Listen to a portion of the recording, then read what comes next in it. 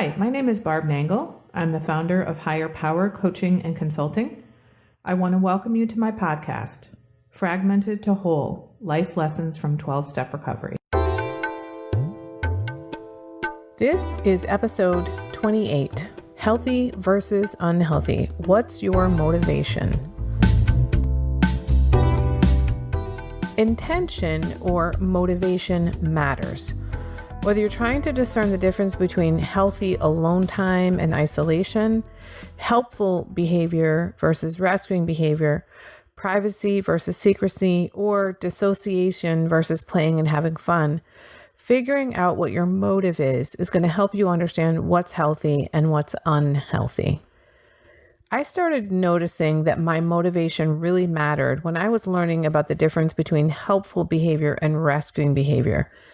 I talked about this in an earlier episode, but just in case you haven't listened to it, I'll mention it again. When I was learning about codependence and what that meant, I could see that there was a continuum of helpful behavior where on one end, there was kindly, helpful, functional behavior. And on the other end of the continuum, there's unhelpful, rescuing, manipulative behavior. And I could easily tell the difference between the two ends of the continuum, but I didn't understand, where do you cross over from being helpful to being rescuing? The middle part of the continuum, I just didn't understand. Somebody said to me very early, weeks into recovery, it depends on your motivation. If you're doing something that's so that someone will like you or so that they'll think a certain thing of you, then it's dysfunctional, manipulative, and perhaps even rescuing behavior. Well, I didn't get that because honestly, at the time, I didn't even know that my people-pleasing, rescuing behaviors were to get people to like me or to get some particular outcome. Until I could see that question of motives was patently unhelpful to me. Once I came to understand that that was what I was doing, it made all the difference in the world. Then that question of motives was really helpful to me. So now I understand that the difference between kindly, helpful behavior that's functional and dysfunctional, rescuing, manipulative behavior is my motive. If I'm helping someone because I want to be a kind and good person and because that's what God wants me to be, then that is healthy. However, if I am trying to rescue someone because I think I can save them or because I think that if they would just do what I say, then their lives would be better, or I want people to think that I'm nice or that I'm good or I'm smart or helpful or whatever, then that is dysfunctional behavior. So because of all that, I've had this idea about motives in my head. And as I've gone farther along in my recovery, I've noticed that question of motivation helps me to understand the difference between other things as well. So it helps me to understand the difference between healthy alone time versus isolation. It helps me know the difference between privacy and secrecy. And it helps me determine the difference between dissociation and just having fun. So look at what your motivation is when you're trying to figure out whether your behavior is helping you or hurting you, healthy or unhealthy. You can actually change your motivation. Your motivation is a decision that you make. So you decide, I am going to do this for X reason. So I hope that's helpful. Now I'm going to talk about those different distinctions I mentioned. First, healthy alone time versus isolation. I know the difference between healthy alone time and isolation by my motives. For healthy alone time, I am purposefully being alone and I am doing something that brings me joy and contentment and probably gives me energy. I am isolating, which I did constantly for decades before recovery, if I am trying to fend off the world and thus my energy is being drained because of the energy I'm expending to try to fend off the world.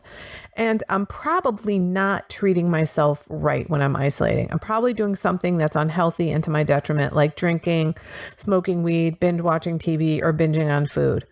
So my motivation there is to remove myself from the world, to be alone, and perhaps to punish myself. Or some of us actually actually tell ourselves, I deserve this, insert unhealthy behavior here, when in fact, it's not something that's good for us. We tell us that we're taking care of ourselves when in fact we're punishing ourselves. Whereas the motive for my healthy alone time is to be good to myself, to bring joy and contentment, and probably increase my energy. A friend of mine from recovery recently told me that she has started romancing herself, which is different than self-love. Instead of waiting to do things with a partner, she's getting dressed up and taking herself out to do the kinds of things that she's not allowed herself to do alone. And she's found that to be an incredibly empowering experience and a great way to have healthy alone time.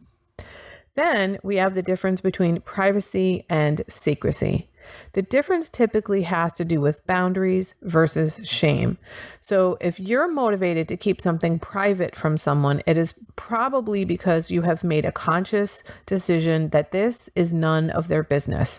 This is a boundary that I'm drawing and I'm not sharing it with people, or at least not right now. As you get to know someone better, you might decide you're willing to share private information with them. Whereas if you want to keep something a secret, it's typically because you have shame about that thing and you don't want people to know. Either because you want them to think a certain thing of you and you know they won't if they know this thing, or because you know you don't have the wherewithal to have boundaries with someone. And so you have to keep it a secret from them because you're not allowed to have privacy because you don't have boundaries. If that's the case, then you might be someone who is enmeshed, in which case you might want to listen to the previous episode, Getting Out of Enmeshment. My point is, if you are keeping something a secret, you don't typically feel good about it, and you're probably afraid for people to find out this thing. And that, my friends, is one of the amazingly beautiful things about recovery. You get to release the burden of lifelong secrets with your sponsor and with your fellows, who have probably done stuff worse than you have, and not be judged by those people, because we are all human beings who are flawed and make mistakes. And I'd like to take this time to remind you that no matter what you've done, you are flawsome. Just because you're flawed doesn't mean you're not awesome. And just because you're awesome doesn't mean you're not flawed. You are awesome in your flawedness, and you are flawed in your awesomeness. When it comes to secrecy, your motivation of why you are keeping information to yourself helps you to understand if it's healthy or unhealthy. If you're keeping it private, it's because you're setting a boundary that's probably healthy. And if you're keeping it a secret, you probably have some kind of shame and it's probably unhealthy. And then the last thing I want to share has to do with what's the difference between dissociating and doing something just for the heck of it to have fun.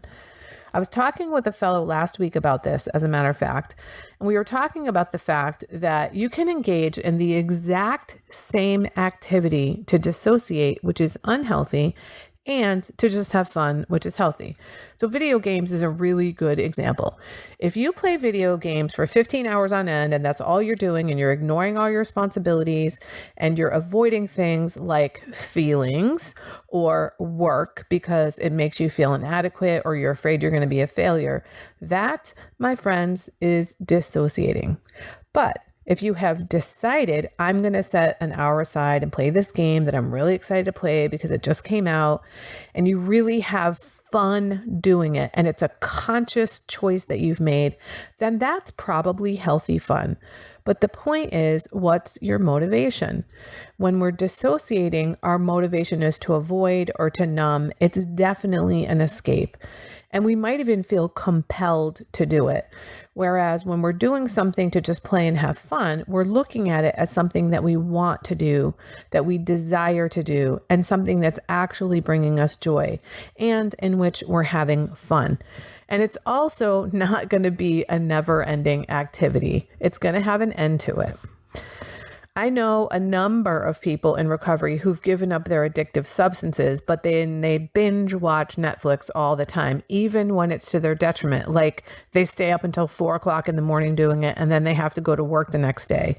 That is not healthy. In fact, I've heard it called the drug of the plug. To recap, your motivation for your behavior is what's going to help you understand whether it's healthy or unhealthy, be it helpful behavior versus rescuing behavior, healthy alone time versus isolation, privacy versus secrecy, or dissociation versus just having fun. So remember to ask yourself, what is my motivation here? Why am I doing this? If it's something that you're purposefully choosing and it gives you energy, it's probably good. If it's something you feel compelled to do that drains your energy, and perhaps you even lie about it or feel shame about it, it's probably unhealthy. And you can change that. You can make a decision about that. You can invite your higher power to help you change your motivation. I hope that what I've learned here about motivation has been helpful to you in your journey of recovery. Namaste. That's it for today. If you like what you've heard here, then you just might be interested in private coaching with me. If that sounds like you, head on over to my website, which is higherpowercoachingandconsulting.com, and click on the contact menu. I'd be happy to schedule a consultation with you to help you make lasting changes in your life, like I've made deep, lasting changes in my life. My ideal client is someone who is ripe for change, but I'll coach anyone who wants to be happy, joyous, and free. So if that's you, shoot me an email. I'd love to hear from you. Thanks for listening. Be sure to like and subscribe so you can be sure to get future episodes of my podcast. Thanks again.